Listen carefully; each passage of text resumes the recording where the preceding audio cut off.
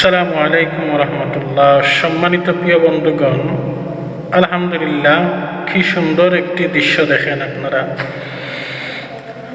নিজেদের বৈঠকের সময় আজানের সময় হয়ে যায়।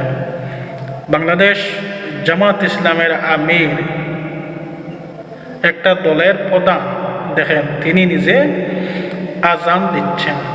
আলহামদুলিল্লাহ, এর চাইতে সুন্দর দৃশ্য আমার মনে হয় আর কোনো হতে পারে না। এই সুন্দর পরিবেশ, এই দৃশ্য আওয়ামী লীগ বলেন, বিএনপি বলেন, জাতীয় পার্টি বলেন, এনসিপি বলেন, কোনো দলের মধ্যে আপনারা পাবেন না ইনশাল্লাহ।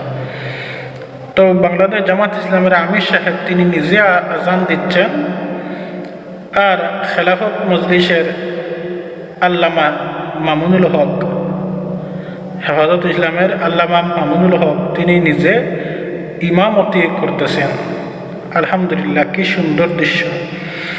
এই জন্যে আসলে ইসলামী দল ক্ষমতায় আসার প্রয়োজন। দেখেন, আজ যদি বাংলাদেশের প্রধানমন্ত্রী যদি জামাত আমির যদি হতেন,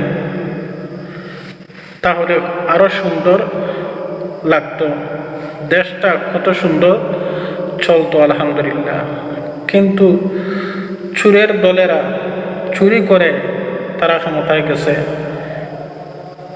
আমার তো মনে হয় না অন্যান্য যেই সমস্ত দলের নেতারা আছেন তারা কোরআন শরীফ পড়ার দূরে হতো, আমার তো মনে হয় না মুখজবানিও তারা শুদ্ধভাবে পড়তে পারবে কি না।